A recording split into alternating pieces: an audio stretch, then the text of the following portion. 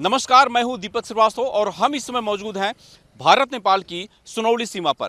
भारत में जब अग्निपथ योजना सरकार ने लागू की तो इसको लेकर के बड़ा प्रदर्शन हुआ। कई जगहों पे पथराव हुआ, कई जगहों पे आगजनी हुई, लेकिन धीरे धीरे सब शांत हो गया, लोगों की समझ में आ गया। लेकिन नेपाल में अब ये अग्निपथ योजना बवाल का कारण बन चुकी है। नेपाल में 25 अगस्त को जो गोरखा समाज के लोग हैं उनके लिए भारत के गोरखा रेजिमेंट ने एक भर्ती आयोजित की थी और नेपाल के बुटवल में ये भर्ती होनी थी, जिसमें गोरखा रेजिमेंट के लोग आकर के जो नेपाल के युवा हैं जो गोरखा रेजिमेंट में जाना चाहते हैं उनके लिए एक भर्ती उन्होंने आयोजित की थी। लेकिन नेपाल सरकार और साथ ही जो वहाँ के सियासी पार्टियां हैं उनको जब ये योजना समझ में नहीं आई तो उन्होंने इस भर्ती को रद्द कर दिया और इसकी वजह से पिछले कई सालों से नेपाल में जो युवा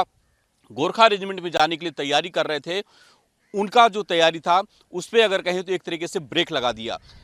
25 अगस्त से लेकर के और सितंबर के पहले सप्ताह तक नेपाल के धरान और बुटवल दो जगहों पर भर्तियां होनी थी, लेकिन इस योजना को जो नेपाल के लोग हैं वो समझ नहीं पा रहे हैं। इसकी वजह से इसका वो विरोध कर रहे हैं। नेपाल में प्रदर्शन भी कई जगहों पे हुए और ये बताया जा रहा है कि जो अग्निपथ योजना है उसमें सिर्फ 4 साल की जब नौकरी वहाँ के युवाओं को मिलेगी तो 4 साल बाद वापस जब अपने देश नेपाल पहुँचेंगे तो उनके पास कोई रोजगार नहीं रहेगा और जब वो बेरोजगार हो जाएंगे तो फिर उनका जो आने वाला भविष्य है वो बर्बाद हो जाएगा। इसी असमंजस की स्थिति को लेकर के नेपाल में जो गोरखा रेजिमेंट पिछले कई दशकों से भर्तियां करता रहा है नेपाल के लोगों की, उस भर्ती को इस बार नहीं होने दिया गया। हमारे साथ मनोज राणा जी हैं जो गोरखा समाज के हैं, पूर्व सैनिक हैं भारत के, और जिस तरह से भारत में गोरखा समाज ने इस योजना को स्वीकार किया है, नेपाल में क्या वजह है कि इसको लेकर के इतना विरोध चल रहा है और नेपाल के जो सरकार के मंत्री हैं, जो वहाँ के दूसरी पार्टियों के लोग हैं, वो इस योजना का विरोध कर रहे हैं। मनोज जी, आपने भी नेपाल में, आपके भी परिवार के लोग हैं, आपने जब उनसे बात की तो क्यों इस योजना का विरोध वहाँ पे लोग बता रहे हैं, क्या पूरा मामला आपको समझ में आया इस पूरे मामले में? सबसे पहले तो भारत के यशस्वी प्रधानमंत्री नरेंद्र मोदी जी, भारत के रक्षा मंत्री राजनाथ सिंह जी और केंद्रीय वित्त राज्य मंत्री पंकज चौधरी जी ने जो ये ऐतिहासिक निर्णय लिया है 4 साल अग्निपथ भर्ती का, ये भारत में तो सारे लोग ने, युवाओं ने समझ लिया है। और वो लोग भारत के जितने भी, चाहे गोरखा हो, चाहे सिख हो, हिंदू मुस्लिम, सारे लोग इस 4 साल अग्निपथ में भर्ती के लिए जा रहे हैं। परंतु नेपाल में कई जगह हमने पता किया तो लोग थोड़ा सा, युवाओं लोग को भ्रमित किया जा रहा है। युवा लोग समझ नहीं पा रहे कि 4 साल भर्ती आखिर ये अग्निपथ है क्या, इसमें क्या क्या सुविधाएं हैं, क्या क्या लाभ है, ये उनको समझ नहीं आ पा रहा है। और कुछ सियासी तो लोग हैं, थोड़ा सा इनको जो है मिसगाइड किया जा रहा है। तो इसलिए जो है, और तमाम हम लोगों ने कई कल हमने बात भी किया लोगों से, तो वो इसमें अग्निपथ में जाना चाहते हैं, परंतु उसको उनको वो थोड़ा समझ नहीं पा रहे कि किस तरीके से क्या है क्या नहीं है। और वहाँ के सियासी तो लोग चाहते हैं, वहाँ के और प्रधानमंत्री ने, जो राजनीतिक पार्टियां, वो चाहते हैं कि यहाँ के प्रधानमंत्री जी आपस में, यहाँ इनसे आपस में बात करें, पहले बात करने के बाद ही ये कोई निर्णय लिया जाए। तो जिस तरह से नेकपा एमाले इस पूरे मामले को हवा दे रही है, सियासत वहां पे कर रही है, क्या लगता है कि वास्तव में लोगों को समझ में नहीं आ रहा है मनोज जी कि ये योजना कितना वहां के जो युवा है नेपाल के उनके लिए फायदेमंद है, या फिर जो ये बताया जा रहा है कि 1947 की संधि का उल्लंघन है उसका भी कहीं आप कुछ असर देख पा रहे हैं? नहीं, जैसे वो 1947 में जो है उन्हें समझौता हुआ था, उसमें जो है कि जो भर्ती लिया जाए 16 साल से 32 साल तक, परंतु अब वो निर्णय अभी तक वो समझौता के तहत अभी ये नहीं हो पाया है। सियासी कुछ जो पार्टियां हैं वो नहीं, वो चाहती हैं पहले आए समझौता करें और जो है तब जाके ये लोग 4 साल में चाकरी नौकरी में जाए। परंतु 4 साल जैसे अभी अब मोदी जी का जो निर्णय बहुत अच्छा है। 4 साल में जो पहले जब भर्ती होते थे 100 आदमी, तो अभी आदमी हो जाएंगे 500 आदमी, और 500 आदमी में आके इस तरह से सबको रोजगार मिलेगा, सबको अवसर मिलेगा, सबको जो है एक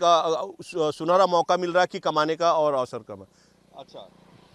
तो अगर हम नेपाल के कुल सैनिकों की बात करें भारतीय सेना में, गोरखा रेजिमेंट में खास तौर पे, तो 35,000 जो नेपाल मूल के रहने वाले लोग हैं वो भारतीय सेना में गोरखा रेजिमेंट में अपनी सेवाएं दे रहे हैं। और इनको मिलने वाली अगर कुल सैलरी और उनके पेंशन की बात करें तो लगभग 65 करोड़ डॉलर नेपाल में हर साल भारत के जरिए सैलरी और पेंशन का आता है और विरोध इसी बात का हो रहा है कि अगर 4 साल के बाद जो युवा वहाँ पे रिटायर होकर के अपने घर आएंगे तो उनको ना तो पेंशन मिलेगी और ना ही 4 साल के बाद सैलरी मिलेगी। विरोध इस बात का भी हो रहा है, ये भी बताया जा रहा है कि भारत के जो युवा सेना में 4 साल बाद रिटायर होंगे उनके पास तो तमाम ऑप्शन है भारत में, तमाम कंपनियों ने उनको अपने यहाँ लेने की बात कही है, लेकिन नेपाल में ऐसा कुछ नहीं। नेपाल खुद एक गरीब देश है और रोजगार की ही चाहत में लोग नेपाल से भारत आकर के काम करते हैं। ऐसे में अपने जीवन के जो महत्वपूर्ण 4 साल अगर नेपाल के युवा भारतीय सेना में देने के बाद से वापस जब नेपाल आएंगे तो उनके सामने बेरोजगारी एक बड़ा समस्या बन करके खड़ा होगा और यही कारण है कि नेपाल के जो लोग हैं इस योजना का विरोध कर रहे हैं। हालांकि नेपाल में जो कुछ पूर्व सैनिक हैं जो गोरखा रेजिमेंट में अपनी सेवाएं दे चुके हैं, नेपाल के बुटवल, धरान और काठमांडू में रह रहे हैं, उनसे जब हमारी बात हुई तो उनका ये कहना है कि सरकार की ये योजना लोगों को गलत तरीके से समझाई जा रही है। ये योजना काफ़ी अच्छी है क्योंकि इस योजना के द्वारा जब 4 साल के बाद नेपाल के युवा रिटायर होंगे तो उनके पास इतना रुपया होगा और इतना तजुर्बा होगा कि कुछ अलग कर सकते हैं, कुछ अपने लिए नया स्टार्टअप ले सकते हैं। लेकिन नेपाल के कुछ सियासी दल ये नहीं चाहते